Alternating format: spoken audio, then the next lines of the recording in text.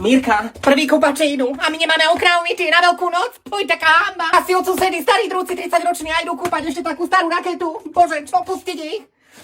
Jo! Schovaj tu pištol, ani nerob srandy. Čo si, ja sa takých vecí bojím? Nie, lebo zoberiem hadicu záhradnú, tam je dobrý tlak. Keď tak týmto trošičku, lebo ja hneď močáky chytím, no môžete pokropiť trošku, no, joj. Dobre, dosť. Fuj, čo to za kolínsku smradlavú, Mirko? A to už nemáte najlepšiu kolínsku, tu na dolavy mi striekaj, veď to mám, pane Bože, trvalú robenú dneska čerstvú, no fuj, sa budem musieť umyť. Mirko, prestaň, Mirko, ale Jožko, Bože, a to nemáte na poriadny korbáč, kde to svet videl s obuvákom, ja vás vylátam, no. A takú básničku, no dúfam, že budem celý rok zdravá. Dám vám po vajci, ale prosím ťa, ešte ako ten Joke nevychovaný.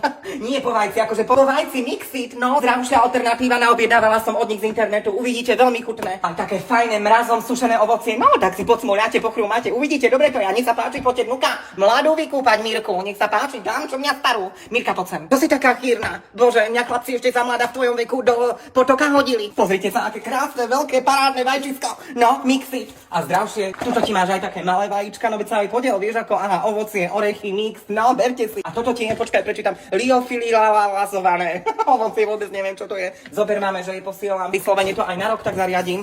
Nádielka pre koledníkov. Uznaj si, tam máte všetko a nie je tam také lacné čokolády, prosím ťa, paráda. Na, zober si.